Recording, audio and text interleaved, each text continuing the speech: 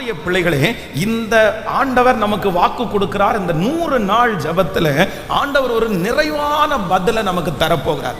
இந்த நிறைவான ஆசீர்வாதம்ன்றது இந்த ரூத்துனுடைய வாழ்க்கையில என்ன அப்படின்னு சொன்னா, வேதம் சொல்லுகிறது, நீ குணசாலி என்கிறதை ஊராரெல்லாம் அறிவார்கள்.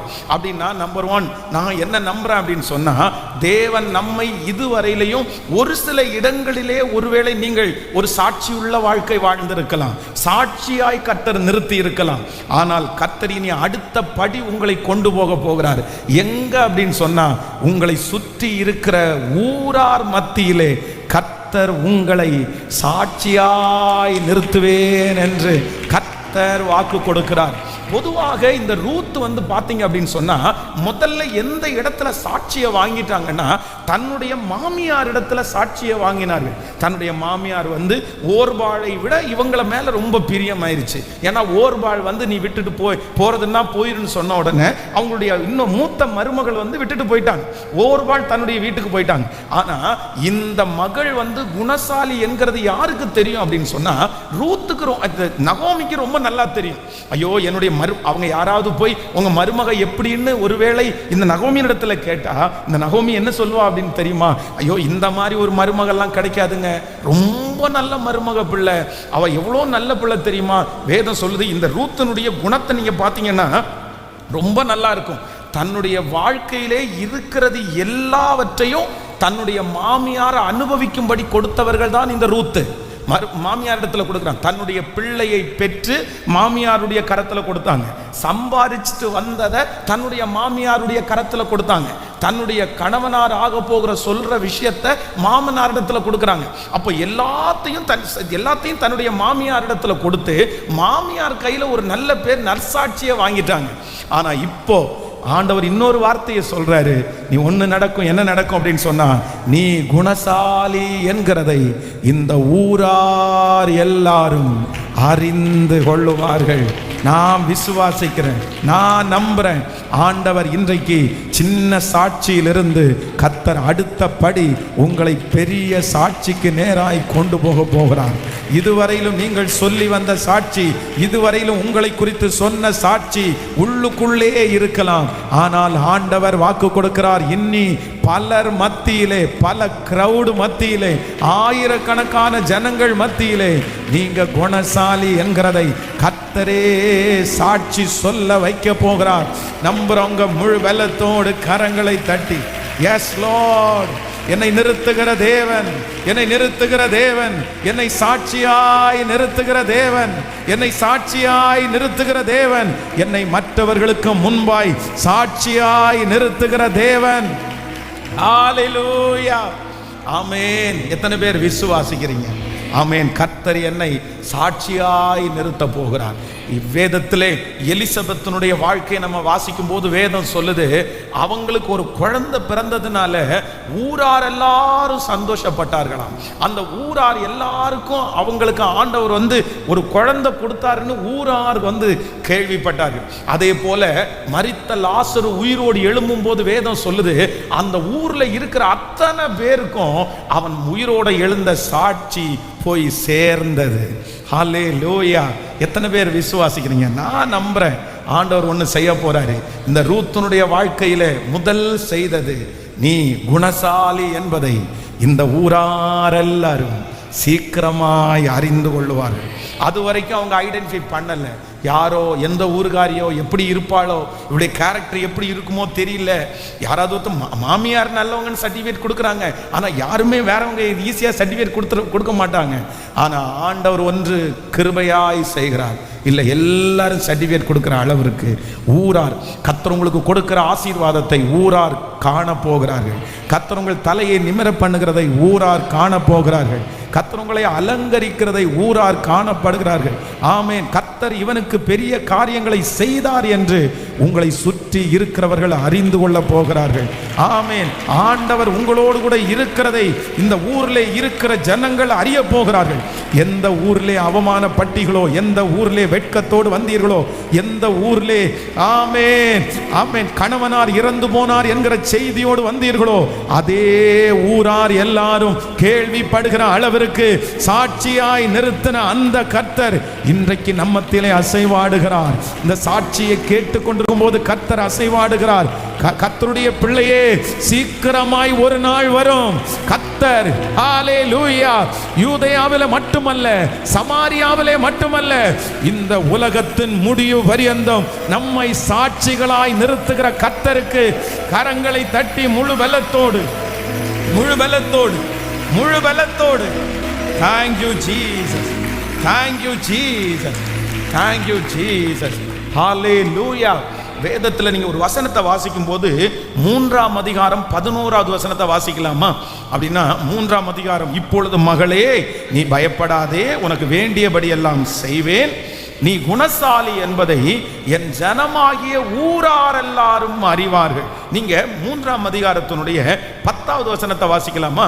10வது வசனத்தை வாசிக்கும் போது, அதற்கு அவர், மகளே நீ கர்த்தரால் ஆசீர்வதிக்கப்படுவாயாக, நீ தரித்திரரும் ஐஸ்வர்யவான்களுமான வாலிபர்கள் பிறகே போகாததினால் உன் முந்தின நற்குணத்தை பார்க்கலும் உன் பிந்தின நற்குணம் உத்தமமாயிருக்கிறது. கவனிங்க ஆண்டவருடைய பிள்ளைகளே, ஆண்டவர் இந்த ரூத்துக்கு இந்த வார்த்தையை சொல்றாருல்ல, உன்னுடைய நற்குணம் ஊராரெல்லாம் அறிவார்கள் சொல்றாங்கல்ல.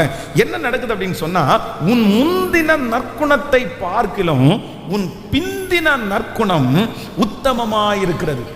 ஒரு ஆண்டவருடைய பிள்ளைகளுக்கு இந்த கேரக்டர் ரொம்ப அவசியமான ஒன்று. இப்ப பாருங்களேன், தன்னுடைய கணவனார் இறந்து போறாரு, மாமியார் கூட இருக்கிறாங்க. ஆனா இந்த மாமியாருக்கும் இப்ப கணவனார் இல்ல, மாமனார் இறந்து போனார். இப்ப இவங்கள்ட்ட இப்ப இந்த நேரத்துல இந்த ரூத் எப்படி இருக்காங்கன்னா, தன்னுடைய மாமியார்கிட்ட ரொம்ப உத்தமமா இருக்காங்க, ரொம்ப உண்மையா இருக்காங்க. ஏன்னா இவங்களும் இழந்திருக்காங்க, அவங்களும் இழந்திருக்காங்க. இவங்களுக்கும் கணவனார் இல்லை, அவங்களுக்கும் கணவனார் இல்லை. மாமியை டிபெண்ட் பண்ணி தான் இப்போ உங்க ஆண்டவர், என்னுடைய ஆண்டவர் மாமியாரை சார்ந்து வாழ்றாங்க. ஆனா இப்போ ஊருக்கு வந்துட்டாங்க. இப்போ ஊருக்கு வந்த உடனே அங்க இருக்கிற போவாஸ் என்கிற ஒரு மனிதன் அவர்களுக்கு தென்படுகிறான். அந்த மனுஷன் விசாரிக்கிறான். அந்த மனுஷனுக்கு இந்த பொண்ணை ரொம்ப பிடிச்சு போயிடுச்சு. அந்த மனுஷன் இப்போ இந்த பொண்ணை கல்யாணம் பண்ண போறான். இதெல்லாம் நடக்குது. ஆனா மாமியார் என்ன சாட்சி கொடுக்குறாங்க அப்படின்னு சொன்னா, நீ முன்னாடி ஏற்கனவே நற்குணமா இருந்த, ஆனா உன்னுடைய முந்தின நற்குணத்தை பார்க்கலாம் இப்போ ஆண்டவர் உனக்கு இவ்வளவு தந்தும் உன்னுடைய நற்குணம் எப்படி இருக்கு அப்படின்னு சொன்னா, பிந்தின நற்குணம் உத்தமமா இருக்குது. ஆண்டவருடைய பிள்ளைகளே, இன்றைக்கு இந்த சத்தத்தை கேட்கிற உங்களிடத்துல நீங்க கேட்டு பாருங்க, நீங்க எப்போ ஒரே மாதிரி இருக்கீங்களா? கொடுக்கிறதுக்கு முன்னாடி, வர்றதுக்கு முன்னாடி பாருங்க.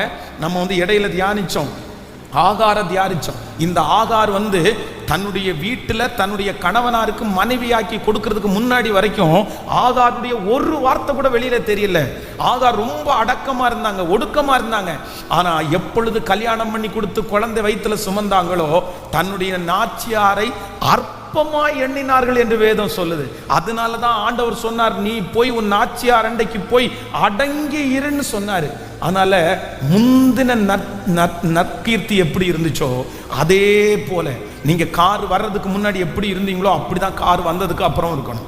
வேலை வர்றதுக்கு முன்னாடி நீங்க எப்படி இருக்கிறீங்களோ அப்படிதான் வேலை வந்ததுக்கு அப்புறம் இருக்கணும். கல்யாணம் ஆகிறதுக்கு முன்னாடி நீங்க எப்படி இருந்தீங்களோ அப்படிதான் திருமணம் ஆனதுக்கு அப்புறம் நீங்க இருக்கணும். நீங்க காசு வந்ததுக்கு அப்புறம், உயர்வு வந்ததுக்கு அப்புறம் வித்தியாசமா மாறக்கூடாது. ஆண்டவருடைய பிள்ளைகளை எப்பொழுதுமே ஆண்டவர் ஒரே தராசுல நிக்கணும்னு கர்த்தர் எதிர்பார்ப்பார். அப்படி பணம் வந்ததுக்கு அப்புறம், பொருள் வந்ததுக்கு அப்புறம், மதிப்பு வந்ததுக்கு அப்புறம் யாரெல்லாம் தங்களுடைய கேரக்டரை மாத்துறாங்களோ அவர்கள் கொடுத்திருக்கிற ஆசீர்வாதத்துல நிலையா நீங்க ஓடவே முடியாது, நிலையா நீங்க நிக்கவே முடியாது. நீங்க கீழே வந்துருவீங்க, நீங்க கீழே விழுந்துருவீங்க. ஆண்டவர் எவ்வளவு ஆசீர்வதிச்சாலும் உங்களுக்கு ஒரு நல்ல இருதயம் வேணும். நான் எப்பவும் ஒரே மாதிரி இருப்பதற்கு, முந்தினதுல நான் எப்படி நற்குணமா இருந்தேனோ அப்படியே எனக்கு என்ன வந்தாலும் நான் நற்குணமா இருக்கக்கூடிய கிருபையை. எத்தனை பேர் பொருத்தனை எடுக்கிறீங்க? இந்த 100 நாள் ஜபத்தில் நீங்க ஒரு பொருத்தனை எடுங்க. என்ன நம்பி எவ்வளோ உயர் வேணாலும் கொடுங்க ஆண்டவரே, என்ன நம்பி எவ்வளோ ஆசீர்வாதம் வேணாலும் கொடுங்க ஆண்டவரே, என்ன நம்பி ஒரு குழந்தைய கொடுங்க, என்ன நம்பி ஒரு ஆசீர்வாதத்தை கொடுங்க. நான் முன்னாடி எவ்வளவோ நற்குணமா இருந்தேனோ அதை விட அதிகமான நற்குணமாய் நான் இருப்பேன். ஹல்லேலூயா. பொருட்கள் வந்த உடனே ஆண்டவருடைய பிள்ளைகள் மாறக்கூடாது. உறவுகள் வந்த உடனே ஆண்டவருடைய பிள்ளைகள் மாறக்கூடாது. எந்த உறவுக்காக நீங்க உங்களை பெருமையா காமிக்கிறீங்களோ, எந்த ஆசீர்வாதத்திற்காக நீங்க பெருமையா காமிக்கிறீங்களோ, பெருமையா காமிச்ச உடனே உங்க ஆசீர்வாதம் நின்று போயிருன்றத நீங்க மறந்துடவே கூடாது. பாருங்க, எவ்வளவு ஒரு உத்தமமான ஒரு பொண்ணு. அதான் ஆண்டவர் சொல்றாரு, நான் உனக்கு ரொம்ப அழகா, நீ குணசாலியான ஒரு ஸ்திரீ. கர்த்தரவளை ரொம்ப அழகாய் கர்த்தர் ஆசீர்வதிப்பார். ஸோ நம்பர் 1, இந்த ரூத்துக்கு கிடைத்த முதல் ஆசீர்வாதம் என்ன அப்படின்னா, ஊரார் அறிவார்கள், கர்த்தர் எல்லா ஊராருக்கும் முன்பாகவும் சாட்சியாய் நிறுத்துவார். ஒரு 3 பேருடைய கரத்தை பிடிச்சு சொல்லுங்க, உங்க ஊர்ல கர்த்தர் உங்களை சாட்சியாய் நிறுத்துவார். நீங்க குடியிருக்கிற இடத்துல ஆண்டவர் உங்களை சாட்சியாய் நிறுத்துவார். சொல்லுங்க, ஆண்டவர் உங்களை சாட்சியாய் நிறுத்துவார். நீங்க போகிற இடத்துல கர்த்தர் உங்களை சாட்சியாய் நிறுத்துவார். ஆண்டவர் உங்களை சாட்சியாய் நிறுத்துவார். ஆமென். ஆண்டவர் உங்களை உயர்ந்த இடத்துல கர்த்தர் நிறுத்துவார். உங்களுடைய சாட்சியினுடைய எல்லை பெரிதாகும். கர்த்தர் எல்லையை பெரிதாக்குவார். இதுவரையிலும் குடும்பத்தோடு இருந்த நீங்கள் இனி வெளியிலே சாட்சிகளாக மாற போகிறீர்கள். இதுவரையிலும் 10 பேருக்கு முன்பாக சாட்சியாய் இருந்த நீங்கள் 1000 பேருக்கு ஆண்டவர் உங்களை சாட்சியாய் நிறுத்துவார். சாட்சியாய் நிறுத்துவார். ஹல்லேலூயா. ஆமென். சோ இரண்டாவதாக ஒரு காரியத்தை வாசிக்கலாமா? 4ஆம் அதிகாரத்தினுடைய 6வது 7வது வசனத்தை வாசிக்க போறோம். 6வது 7வது வசனத்தை வாசிக்கலாம். அப்பொழுது அந்த சுதந்திரவாளி, நான் என் சுதந்திரத்தை கெடுக்காதபடிக்கு நான் அதை மீட்டு கொள்ள மாட்டேன். நான் மீட்கத்தக்கதை நீர் மீட்டு கொள்ளும், நான் அதை மீட்டு கொள்ள மாட்டேன் என்றான். மீட்கிறதிலும் மாற்றுகிறதிலும் சகல காரியத்தையும் உறுதிப்படுத்தும்படி இஸ்ரவேலிலே பூர்வ கால வழக்கம் என்னவென்றால், ஒருவன் தன் பாதரட்சியை கழட்டி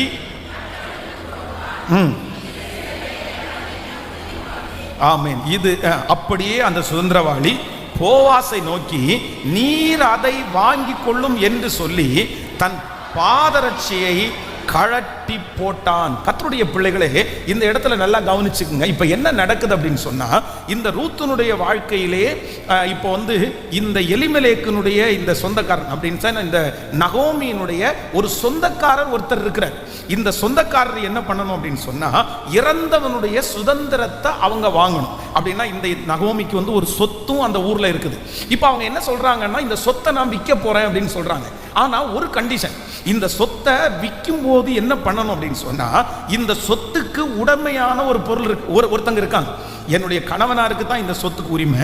என் கணவனாருக்கு 2 பசங்க, ஒருத்தன் மூத்தவன் எலிமெலேக்கு, இன்னொருத்தன் 2 பிள்ளைங்க எனக்கு இருக்காங்க. அதுல எனக்கு 2 பிள்ளைகளும் இறந்துட்டாங்க. ஆனா ஒருத்தருடைய மனைவி என் கூட வரல, அவங்களுடைய ஊருக்கே திரும்பி போயிட்டாங்க. ஆனா ஒரு பையனுடைய மனைவி என் கூட வந்திருக்கிறாங்க. இப்போ என்னுடைய சொத்தை வாங்குறவங்க என்ன பண்ணணும் அப்படின்னு சொன்னா, நான் கூட்டிட்டு வந்த இந்த பொண்ணையும் சேர்த்து அவங்க அவங்களுக்கு வாழ்க்கை கொடுத்து அவங்களால சந்ததியை உண்டு பண்ணணும் அப்படின்ற ஒரு ரூல்ஸ் இருக்குது. அப்போ அந்த ஊர்லயே இவங்களுக்கு சொந்தமா இந்த லேண்டையும் அவன் வாங்கிடலாம், அதே நேரத்தில் இந்த பொண்ணையும் கல்யாணம் பண்ணிக்க முடியும். நமக்கு கூட இன்னைக்கு பாத்தீங்கன்னா நம்முடைய ஊர்ல நிறைய லேண்டை எல்லாருமே போய் வாங்கிட முடியாது. அப்படின்னா அது கவர்மெண்ட் 15 வருஷம் தாண்டி தான் விற்க முடியும், அதுக்குள்ள வித்தா அவங்க சொந்தத்துக்குள்ளே தான் விற்க முடியும் எல்லாம் நிறைய இருக்குது. அப்படி கூட்டு சொத்து அந்த மாதிரிலாம் இருக்குது. அந்த மாதிரி அன்னைக்கு இந்த மாதிரி இருந்துச்சு. அப்போ ஒருத்தர் என்ன சொல்றாரு அப்படின்னு சொன்னா, நான் மீட்க மாட்டேன், எனக்கு வேண்டாம் இந்த சொத்து, எனக்கு வேண்டாம் இந்த பொண்ணு, எனக்கு வேண்டாம். நான் என்ன பண்றேன் அப்படின்னு சொன்னா, என்னுடைய பாதரட்சியை கழட்டி போட்டுறணும். அவரு கழட்டி போட்டு ஒரே டைம் எனக்கு வேண்டான்னு சொன்னா போதும். ஆனா இந்த மனுஷன் என்ன சொல்றான்னா, எனக்கு வேண்டாம் வேண்டாம் அப்படின்னு சொல்லிட்டாரு. இப்போ இந்த வேண்டாம் என்று சொன்ன இந்த பெண்ணையும் இந்த சொத்தையும் மீட்கிறதற்காக ஆண்டவர் போவாஸ் என்கிற ஒரு மனிதனை கர்த்தர் அங்கேயே ஏற்படுத்தினார். நான் நம்புறேன், இரண்டாவதாக ஒரு நிறைவான பலன், நம்பர் 1, முதலாவதாக ஒரு நிறைவான பலன் நமக்கு கிடைக்க போகுது. என்ன பலன் அப்படின்னு சொன்னா, கர்த்தர் ஊராரெல்லாம் அறிகிற ஒரு நிறைவான பலன். கர்த்தர் உங்களோட இருக்கிறத ஊராரெல்லாம் அறிய போகிறார்கள். உங்க சாட்சி ஊருக்கெல்லாம் தெரிய போகுது. கர்த்தர் நிறைய பேருக்கு முன்பாக, ஊராருக்கு முன்பாக கர்த்தர் சாட்சியாய் நிறுத்த போகிறார். நீங்க நினைத்திருக்கிற அந்த காரியம் நடக்கும். நீங்க ஊர் ஜனங்களுக்கு முன்பு சாட்சி சொல்லுவீர்கள். நீங்கள் எதிர்பார்த்திருக்கிற அந்த காரியம் நடக்கும். கர்த்தர் சொந்த ஊர் நடுவிலே ஜனங்களுக்கு முன்னாடி உங்களை சாட்சியாய் நிறுத்துவார். ஹல்லேலூயா. இரண்டாவதாக ஒரு நிறைவான பலன் என்ன அப்படின்னு சொன்னா, எதை வேண்டான்னு ஒதுக்கினார்களோ அதை ராஜயோக்கியமாய் மீட்கிறதற்கென்று ஆண்டவர் ஒரு நபரை கர்த்தர் அங்கேயே வைத்திருந்தார். நான் நம்புறேன், நான் விசுவாசிக்கிறேன், இந்த ஜபத்தில் ஒன்று நடக்க போகிறது. உங்களை சின்ன சின்ன இடங்களில் ரிஜெக்ட் பண்ணி இருக்கலாம், மற்றவங்க எல்லாம் வேண்டான்னு உதறி தள்ளி இருக்கலாம், எந்த இடத்துல போயும் நீங்க அந்த இடத்திலிருந்து உதாசீனப்படுத்தப்பட்டிருக்கலாம். ஆனா கர்த்தர் சொல்லுகிறார், அந்த ஊர்லே மதிப்பான, ஆசீர்வாதமான, உயர்ந்த ஒரு போவாஸ் என்கிற ஒரு மனுஷனை கர்த்தர் அந்த ரூத் என்கிற ஒரு மனுஷியனுடைய கையிலே கொடுப்பாரானால், இன்றைக்கு நீங்கள் கரங்களை தட்டி கொண்டிருக்கும் போதே நான் நம்புறேன், ஆண்டவர் ஆண்டவர் ஹல்லேலூயா ஹல்லேலூயா உங்களை மாற்றுகிற தேவன், மாற்றுகிற தேவன், மாற்றுகிற தேவன், மாற்றுகிற தேவன், உங்களை மீட்டெடுப்பதற்கு, உங்களை மீட்டெடுப்பதற்கு, உங்களை ஏற்றுக்கொள்வதற்கு, உங்களை அங்கீகரிப்பதற்கு ஹல்லேலூயா கர்த்தர் ஒரு இடத்தை நமக்காக நியமிப்பார். ஹல்லேலூயா. எவ்வளோ பெரிய ஆச்சரியம் இல்லை, எவ்வளோ பெரிய ஆச்சரியம் இல்லை. அந்த ஊர்லேயே வேதம் சொல்லுது, இந்த ரூத்தை வந்து யார் ஏற்றுக்குவா, யார் ஏற்றுக்குவா, யார் இந்த பொண்ணை கல்யாணம் பண்ணுவா, அதுவும் இன்னொருத்தர் திருமணம் பண்ணி அவர் இறந்து போயிட்டாரு. இந்த மாதிரி எத்தனையோ யோசிப்பாங்க, எத்தனையோ யோசிப்பாங்க. வாங்கக்கூடியவர், வாங்க வேண்டியவர் வேணான்னு அப்படியே உதறி தள்ளுறாரு. எனக்காக நிற்க வேண்டிய ஒரு நபர் உதறி தள்ளுறாரு. என்னை விலைக்கு வாங்கக்கூடிய ஒரு நபர், அதிகாரம் இருக்கிற நபர் வேண்டான்னு தள்ளுறாரு. ஆனா வேதம் சொல்லுது, கர்த்தர் இன்னொருத்தரை கொண்டு இணைக்கிறாரு. அவர் யாருன்னா சாதாரணமான ஆள் கிடையாது, அந்த ஊர்லயே முக்கியமான. நான் நம்புறேன், உங்களை தள்ளுன இடம் சின்ன இடம் தான், உங்களை வேண்டான்னு சொன்ன இடம் சின்ன இடம் தான்.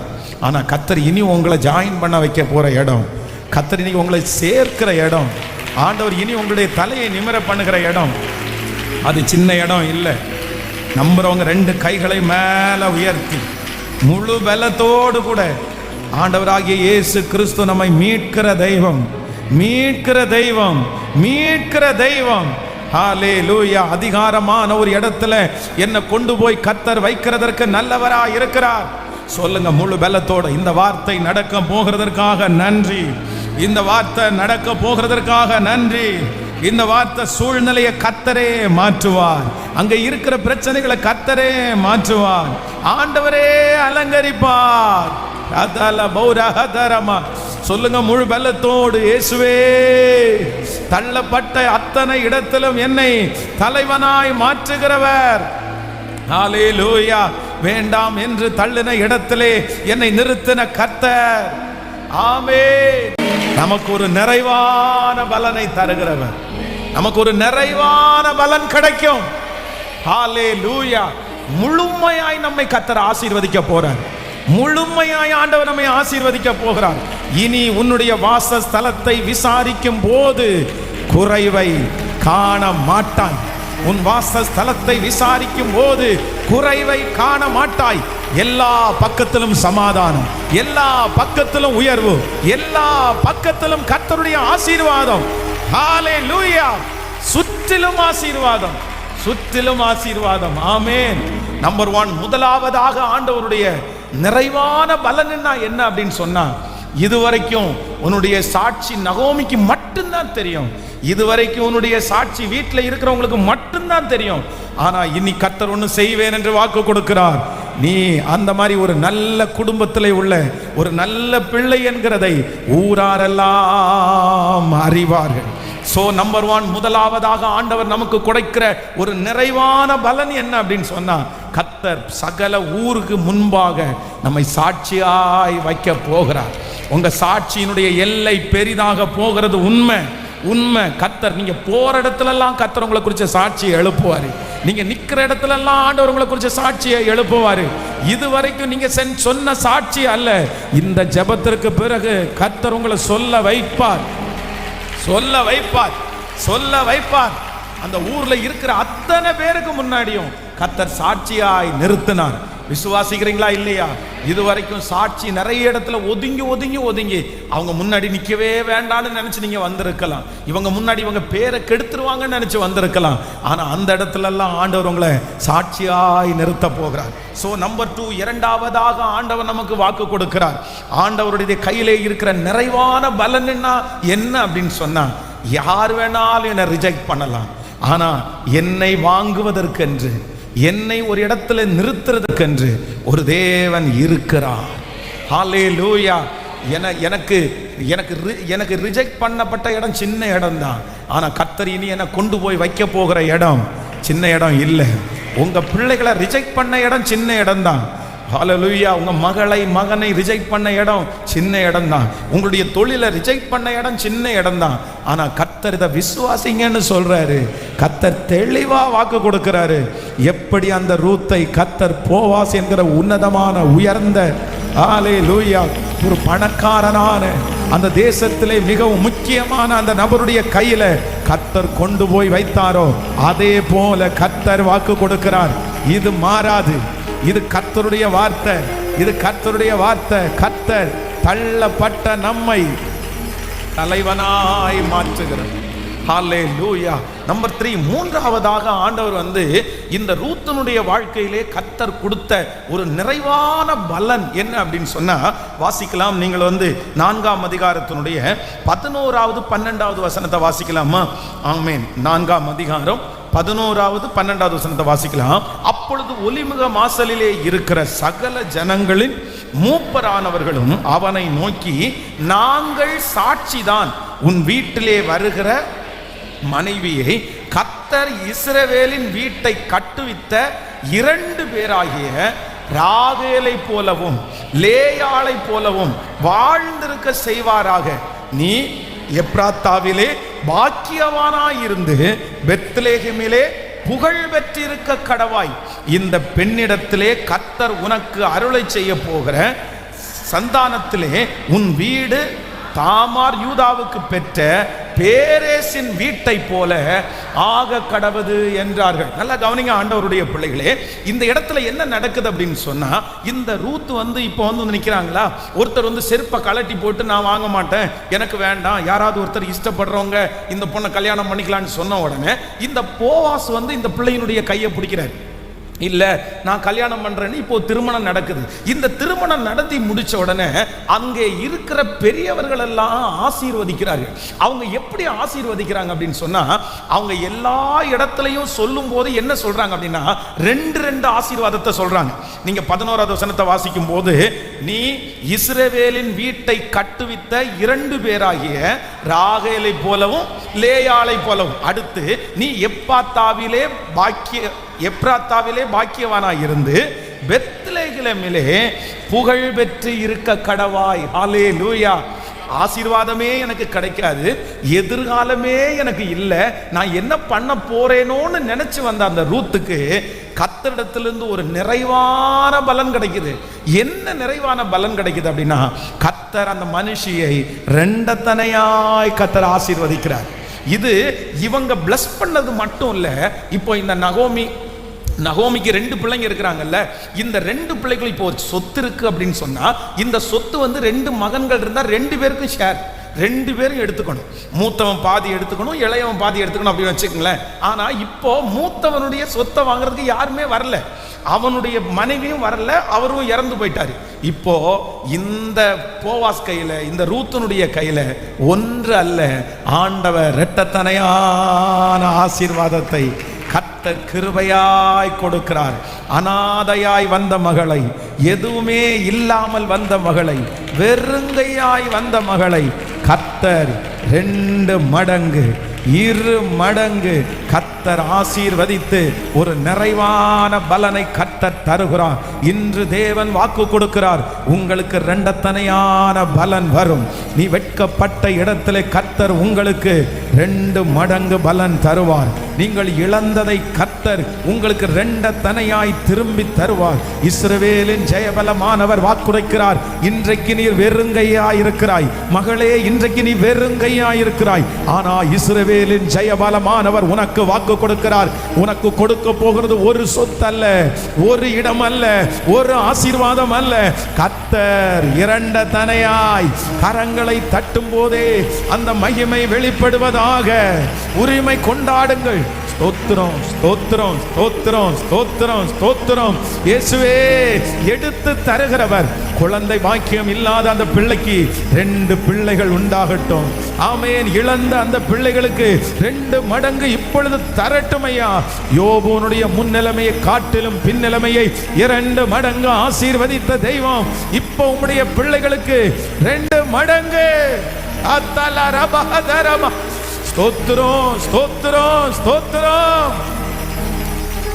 Thank you Jesus, thank you Jesus. 2 மடங்கு சம்பள உயர்வை தருகிற கர்த்தர், 2 மடங்கு வருமானத்தை பெருக பண்ணுகிற கர்த்தர், அவமானப்பட்ட இடத்துல 2 மடங்கு புகழ்ச்சியை கொடுத்திருக்கிற கர்த்தர், நீங்கள் வேண்டி கொண்டதற்கு கர்த்தர் 2 மடங்கு உங்களுக்கு தருகிறதற்கு கர்த்தர் வல்லவர். இது நடக்கும், இது நடக்கும்.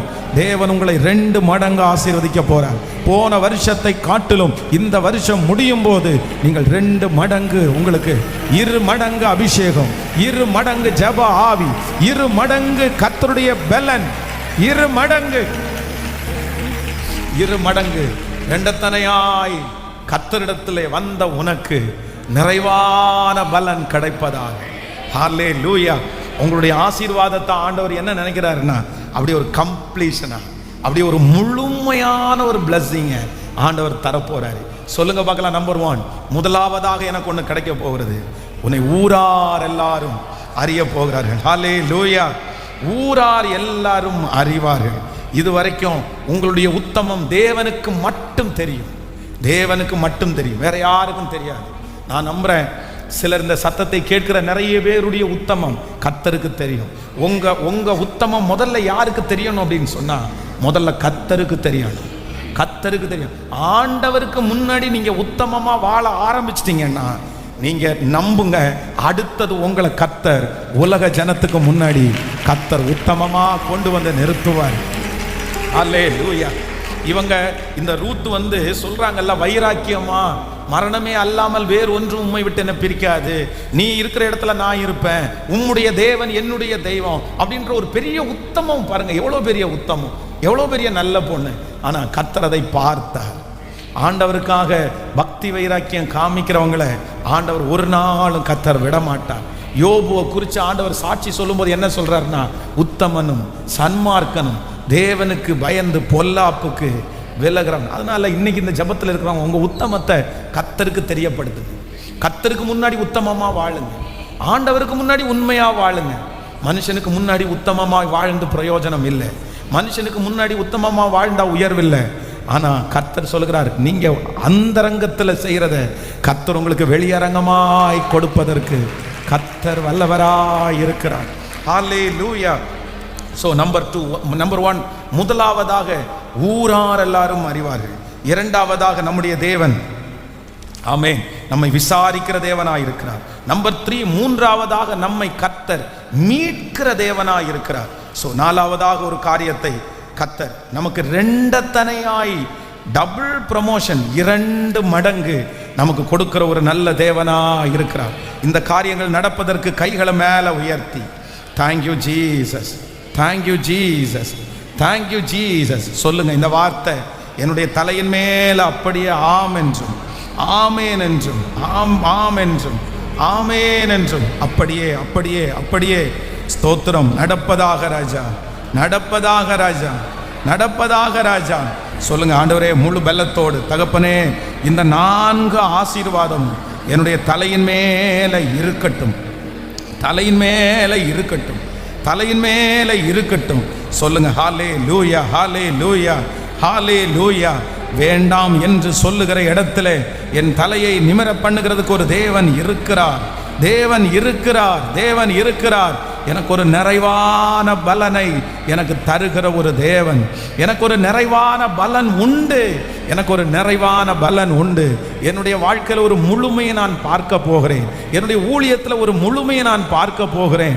ஆண்டவரே, எனக்கு நீர் கொடுத்த அத்தனை ஆசீர்வாதத்திலையும் இனி அறகுறையாய் அல்ல, இனி ஒரு முழுமையான ஒரு ஆசீர்வாதத்தை என் தலைமையில நீங்க வைக்க போகிறதற்காக நன்றி அப்பா.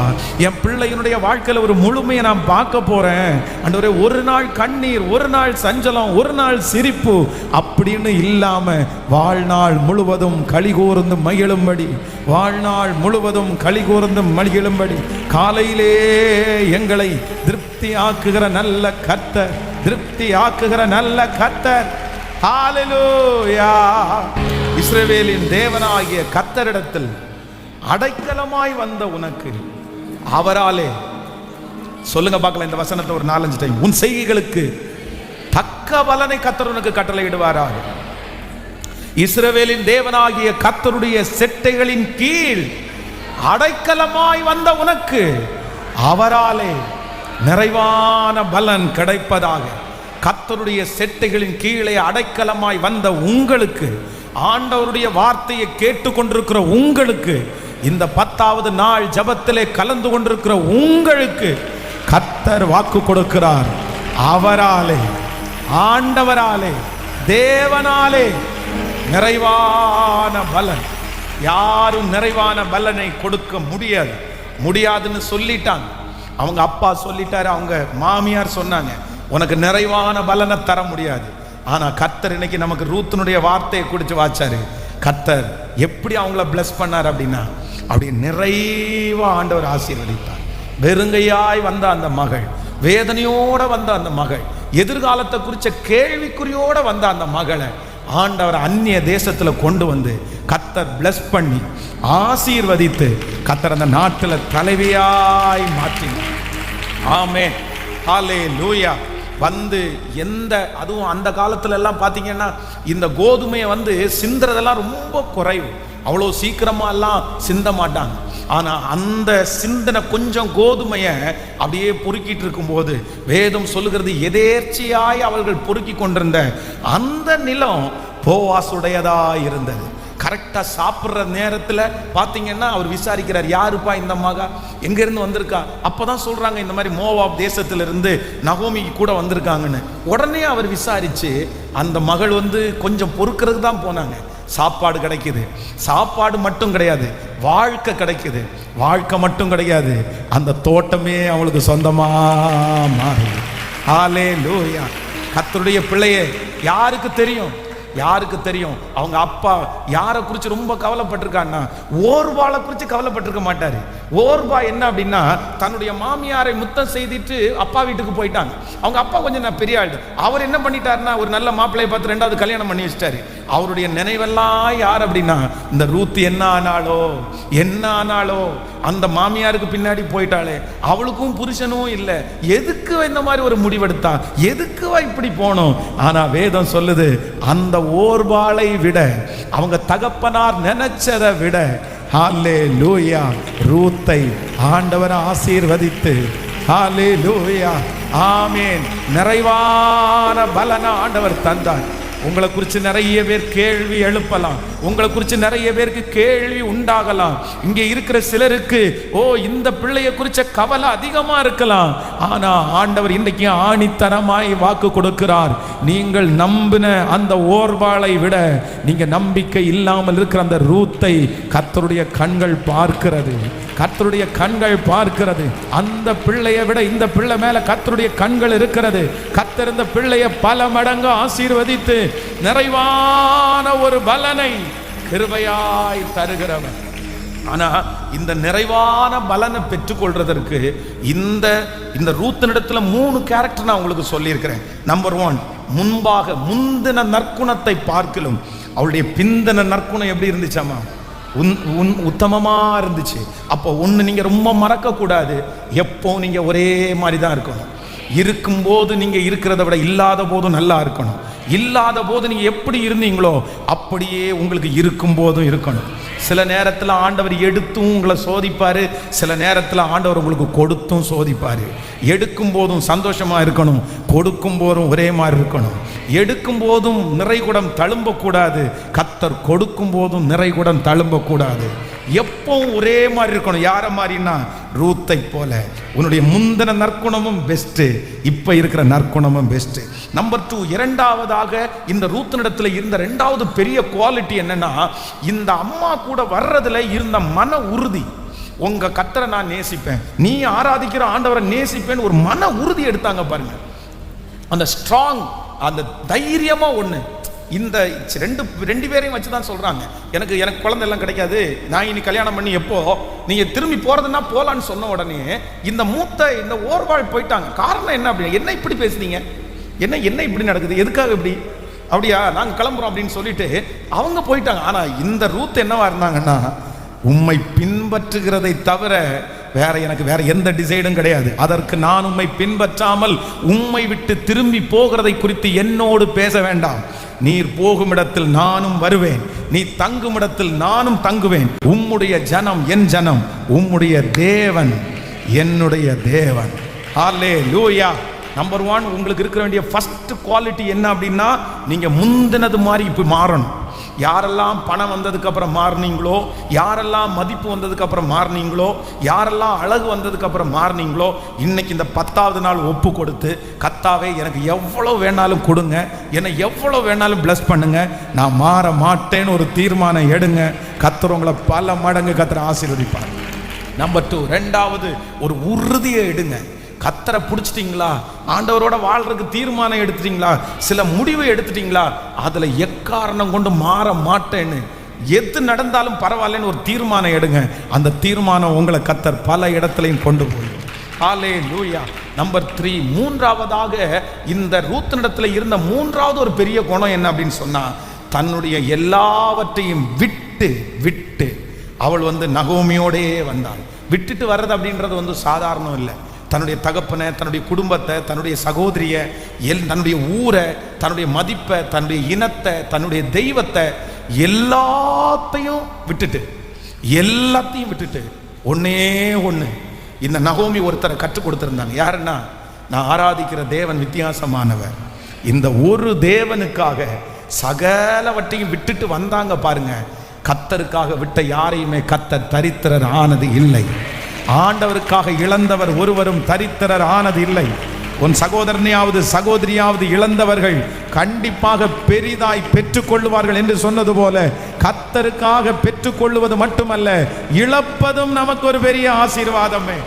எத்தனை பேர் ஒரு தீர்மானம் எடுக்க போறீங்க, ஆண்டவர் இன்னைக்கு ஆசீர்வதிக்க போறாரு, ஒரு நிறைவான பலன் கிடைக்க போகுது. எழும்பி நிற்கலாமா எல்லாரும்? Thank you Jesus.